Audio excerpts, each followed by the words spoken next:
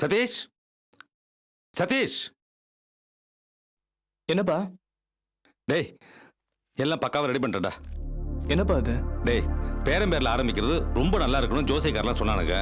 சரின்னு அவன் பேர்லயே ஆரம்பிச்சிட்டேன். இத பார், ரூல்ஸ் அண்ட் ரெகுலேஷன்ஸ்லாம் பக்காவா ரெடி பண்ணிட்டேன். ஜாதகத்துல நம்ம டைம் ரொம்ப அமோகமா இருக்கான். இனிமே நாம தான். என்னப்பா ஏதோ புதுசு புதுசா சொல்றீங்க, எனக்கு ஒன்றும் புரியலையே. அட போட, ஒன்னும் புரியாது. இத பாரு, அந்த பசங்களுக்கு தொழில் தெரிஞ்ச அளவுக்கு அதுல ஒரு நுணுக்கங்கள் தெரியாது. ஆனா நம்ம அப்படி இல்ல. நாம செய்யறது ஃப்ராடு தான். இருந்தாலும் அதுலயும் ஒரு ப்ரொஃபஷனல் டச் இருக்கிறான்டா. இத பார், அந்த முட்டா பசங்களை விட உங்க அப்பன் புத்திசாலி. எப்படின்னு கேக்குறியா? எப்படி? டேய், அவனுக்கு 100 வாட்டி பிசினஸ் பண்ணி என்னத்தடா பெருசா சம்பாதிச்சானுங்க.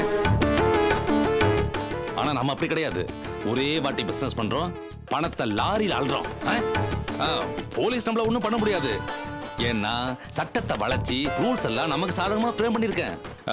போலீஸ்ல மாட்டினா கூட ஈஸியா தப்பிச்சலாம்டா. ஒன்னும் பிரச்சனை இல்ல. புரியுதுப்பா. என்னங்க இது? மறுபடியும் வேதாள முருங்கை மரத்துல ஏறுற மாதிரி திரும்பவும் ஆரம்பிக்கிறீங்க? ஏய், பிசினஸ் விஷயம் பேசிக்கிட்டு இருக்கோம். உன் வேலையை பார்த்துட்டு உள்ள போ. ஏன் மாமா எங்களை அதட்டுறீங்க? ஏற்கனவே இந்த மாதிரி பிரச்சனையில மாட்டி அவர் உயிரோட பொழைச்சு வந்ததே பெரிய விஷயமா போச்சு. இப்ப மறுபடியும் எதுக்கு அதே காரியத்தை செய்ய சொல்றீங்க? ஏய், வாயை மூடு. என்ன ஓவரா பேசுற? இத பாருங்க, நீங்க எப்படி வேணா போங்க, ஆனா ஏன் புருஷனை விட்டுடுங்க. அவன் புருஷனா? பாத்தியாடா, புருஷனா? ஏய், அவன் முதல்ல ஏன் புள்ள. அவர் உங்க புள்ளையா இருக்கலாம், ஆனா இப்ப அவர் என் புருஷன். நானே என் புள்ளையும் அவரை நம்பிதான் இருக்கும். நீங்க எக்கடி கிட்ட வேணாலும் போங்க, என் புருஷனை தயவு செஞ்சு விட்டுடுங்க மாமா. ஏய், என்னடா உன் பொண்டாட்டி பேசிக்கிட்டு இருக்க, நீ பார்த்து ரசிச்சிட்டு இருக்கியா? ஏய், என்னடி அப்போ ஏதா பேசிட்டு இருக்க? இத பாருங்க, நீங்க நடிச்சாலும் சரி உதச்சாலும் சரி, நான் உங்களை அனுப்ப மாட்டேன். ஏய், நீ என்னடி அனுப்புறது? நானே போறேன். நான் விட மாட்டேன். ஊர்ல எல்லாரோட சாபத்திலயும் வயிற்றுச்சிலையும் வர அந்த பணம் நமக்கு வேண்டாம். என் புருஷன் போலீஸ் ஸ்டேஷனுக்கு போய் அசிங்கப்படவும் வேண்டாம். நம்ம பிள்ளைக்காகவாவது ப்ளீஸ் போகாதீங்க. ஏய், முதல்ல வெளியே போடி. பொண்டாட்டி புள்ளன்னு பெருசா சென்டிமெண்ட் பேச வந்துட்டா. நீ எப்படி கல்யாணம் பண்ணிட்டு மறந்து போச்சா உனக்கு? கர்ப்பமா இருக்கேன்னு போய் சொல்லி அந்த ஃப்ராட் பைய தொல்காப்பினோட சேர்ந்து திருட்டு கல்யாணம் பண்ண வந்தறடி நீ. அத பத்தி இப்ப என்ன? ஏன் புருஷன் உங்க கூட வர மாட்டாரு? உங்க வேலையை பார்த்துட்டு போங்க. ஏய், நாயே. என்னங்க நிறுத்துங்க. என்ன மனுஷன் நீங்க? மருமகளை போய் கை நீட்டி அடிக்கிறீங்க. வர வர காட்டு மிராண்டி மாதிரி நடந்துக்கிறீங்க. இன்னொரு வார்த்தை பேசுறீங்க அடிக்க மாட்டேன், வெட்டி போட்டுருவேன். டேய் சதீஷ், வாடா, நம்ம நேரா கர்நாடகாவுக்கு போவோம், பணத்தை சம்பாதிப்போம். இவளுக்கு எப்படிதான் பேசிட்டு பாருங்க, நமக்கு பணம் தானே முக்கியம். வா.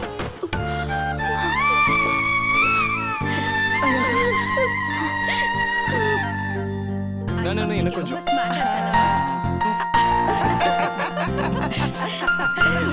இன்னும் குழந்தைத்தனம் போகவே இல்லை. ஒரு நிமிஷம். ஹாய்.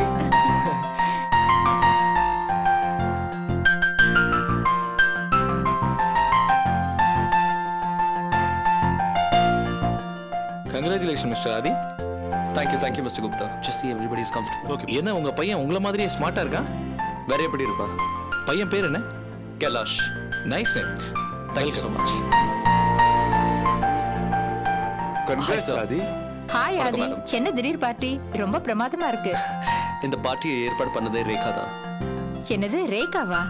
ஆமாங்க, என் குழந்தைக்கு பேர் வைக்கிற ஃபங்க்ஷன்ல ரேகாவால என் குழந்தைய பேர் சொல்லி கூட முடியல. அதனால இந்த ஸ்பெஷல் பார்ட்டியை. அப்படியா? Excuse me, just a minute. Okay. என்ன ரேகா இது? பார்ட்டியை கிராண்டா அரேஞ்ச் பண்ணிட்டு இப்படி தனியா வந்து நின்னா என்ன அர்த்தம்? உஷா உங்ககிட்ட பேசணும்னு நினைச்சு சங்கடப்பட்டு இருக்கியா? சச்சே, 1000 தான் இருந்தாலும் அந்த குழந்தை உங்களோடது இல்லையா? அந்த குழந்தை வளர்ந்து வந்து உங்களை தான் அப்பா அப்பான்னு கூப்பிட போறான். அதனால நான் உஷாவை பத்தி கவலைப்படவே இல்லை. ரொம்ப தேங்க்ஸ் ரேகா. இவ்வளவு தூரம் என்ன புரிஞ்சிட்டு இருக்கியே, நான் என்ன கைமாறு செய்ய போறேன்? நான் உங்ககிட்ட ஏதாவது கேட்டா நீங்க எனக்கு அதை செஞ்சு தருவீங்களா?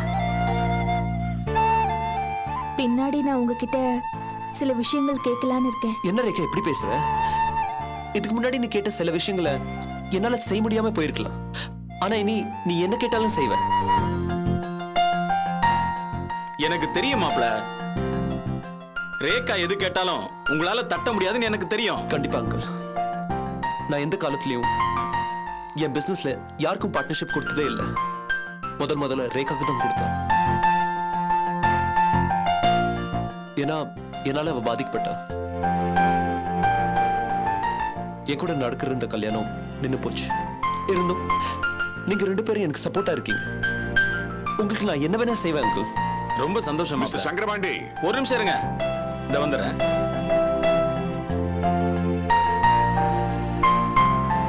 சொல்லுங்க. சார் வந்து judge Venkatesan. Hello. Hello sir. இவங்க அவர் மிஸ்ஸஸ். வணக்கம். சாரை பத்தி நீங்க கேள்விப்பட்டிருப்பீங்க.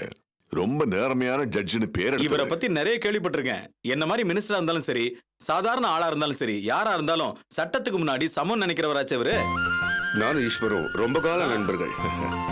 அப்ப என்னையும் உங்க நண்பர்னு சொல்லுங்க. ஓ எஸ், நான் கோர்ட்டுக்கு வெளியே நல்ல நண்பன், ஆனா கோர்ட்டுக்குள்ள நேர்மையான நீதிபதி. ஆ.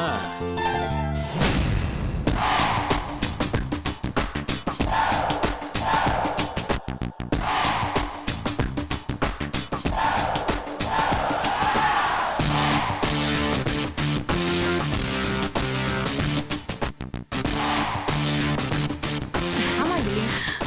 ஹே, மேடி வராண்டி.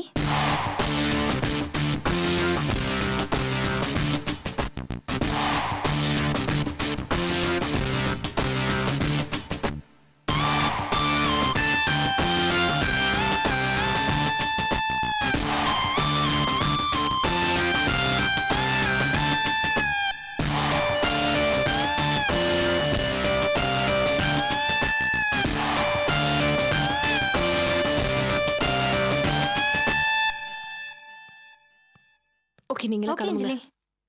கம்மியா. ஹாய். இங்க ஏன் இங்கெல்லாம் வந்தீங்க? ஒரு இம்பார்ட்டன்ட் விஷயம், அதை சொல்ல தான் நான் இங்க வந்தேன். சரி, என்ன விஷயம்? நாளைக்கு ஃப்ரெண்ட்ஸ் எல்லாம் சேர்ந்து ஒரு டிஸ்கோதேக் போறோம். அம்சமான பார்ட்டி. நீ அதை மிஸ் பண்ணவே கூடாது. அதை சொல்ல தான் இங்க வந்தேன். சரி, எங்க? பாண்டிச்சேரி. பாண்டிச்சேரி. அவ்வளோ? நீ வந்துதான் ஆகணும் அஞ்சலி. சரி, ஓகே, அப்புறம் பார்க்கலாம். But you have to come. சரி சரி, அப்புறம் சொல்றேன். இப்போ No போங்க. excuses, okay? Okay, bye. Please. Okay, bye bye. Please. போங்க. பாய்.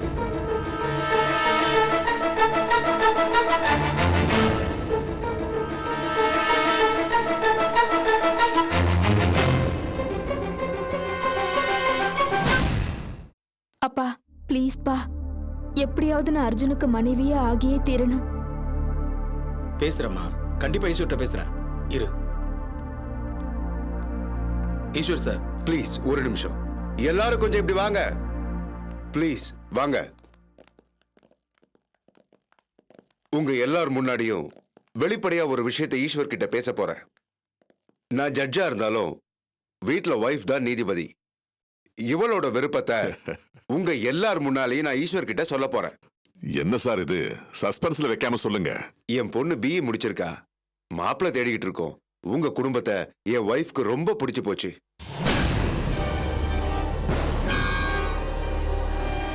உங்க சின்ன பையன் அர்ஜுன் ரொம்ப நல்ல மாதிரின்னு எங்களுக்கு தெரியும். ஒரு அழகான இனிமையான குடும்பத்துல என் பொண்ணு வாழணும்னு ஆசைப்படுறேன்.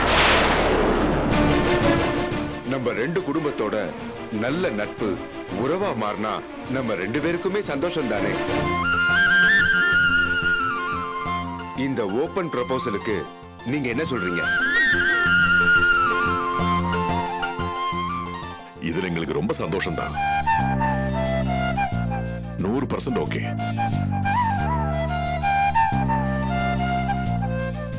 நாங்க வீட்டுக்கு வரும்போதெல்லாம் உங்க பொண்ணு எங்களை நல்லா கவனிப்பாங்க. என் பொண்ணு அப்படித்தான். அர்ஜுன், இவங்க பொண்ணு உனக்கு சம்மதம் தானே?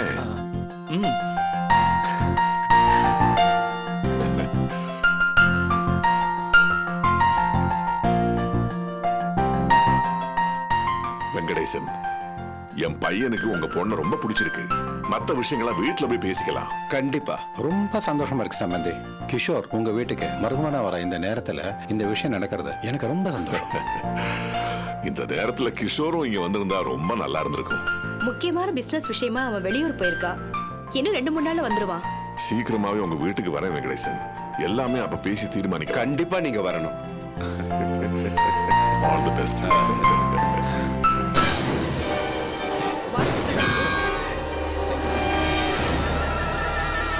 என்ன மாரேக்கா? என்னப்பா இது, என்னென்னமோ நடக்குது. கொஞ்சம் பொறுமையா இருமா, பாத்துக்கலாம். அப்பா, என்ன நடந்தாலும் சரி, என்ன விலை கொடுத்தாவது நான் அந்த வீட்டுக்கு மருமகளா போகணும். நான் தான் அர்ஜுனுக்கு பொண்டாட்டி, புரியுதா?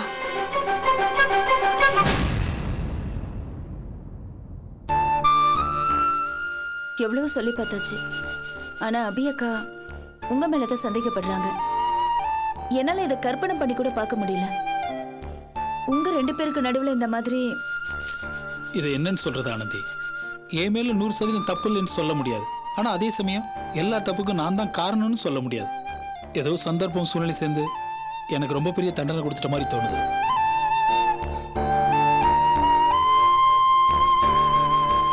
சின்ன விஷயத்தை கூட யாரோ வேணும்னே பெருசுபடுத்தி உங்களுக்குள்ள பிரிவினையை ஏற்படுத்தியிருக்காங்க. பாஸ்கர் உள்ள வந்ததுதான் எல்லாத்துக்கும் காரணம்னு தோணுது.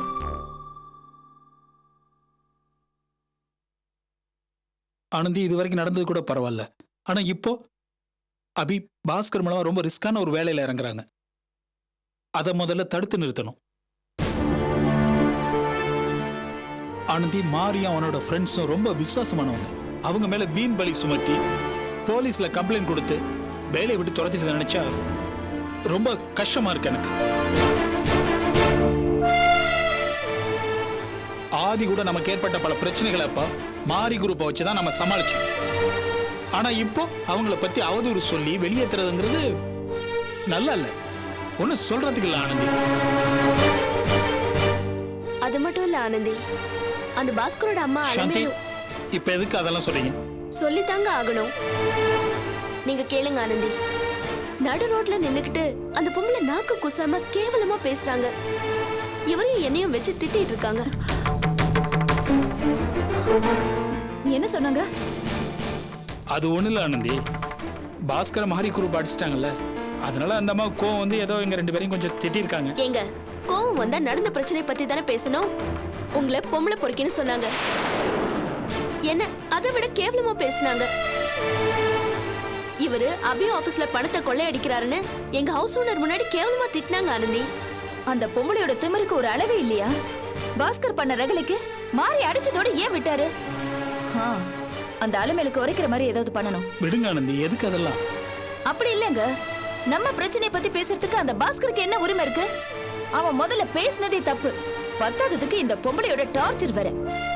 இதை நம்ம சும்மா விடக்கூடாது. இல்ல ஆனந்தி, வேணாம், இதை இதோட விட்டுறலாம். அந்த அலமேலமா என்னைக்குமே மாற போறது இல்ல. பாஸ்கரும் அப்படிதான். எனக்கு என்ன பயம்னா மறுபடியும் இவங்களால அபிக்கு பெரிய பிரச்சனை வந்துருமோங்கிறது தான்.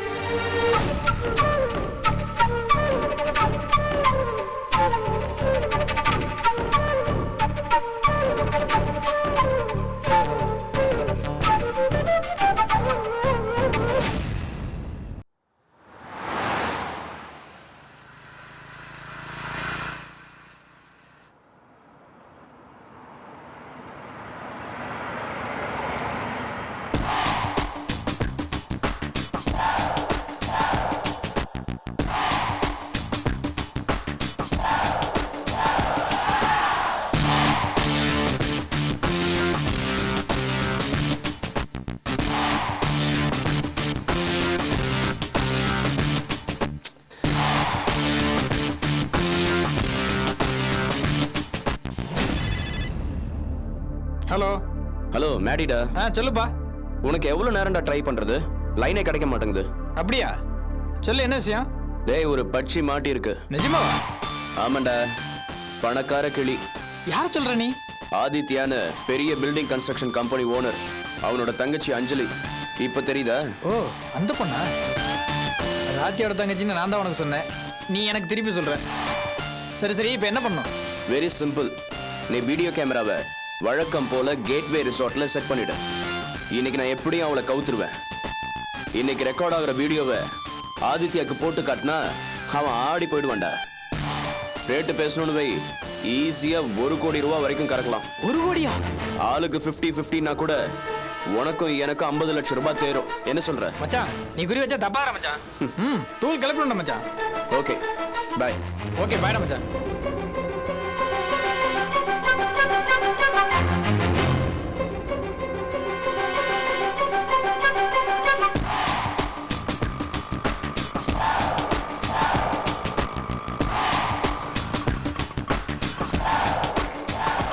ஹாய்.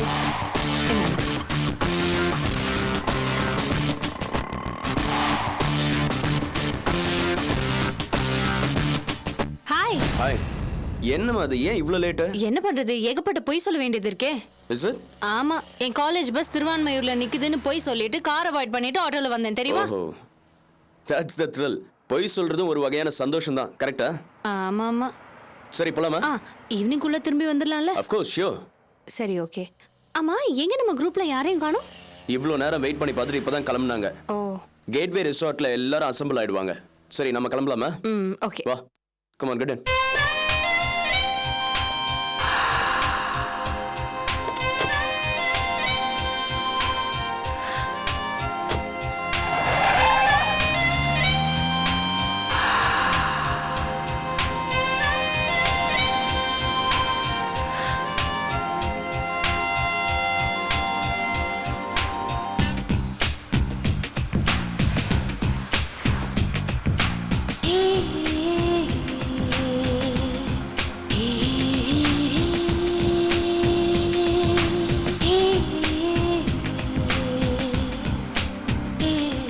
அஞ்சலி, இந்த ட்ரெஸ் உனக்கு ரொம்ப நல்லா இருக்கு அஞ்சலி. தேங்க்ஸ்.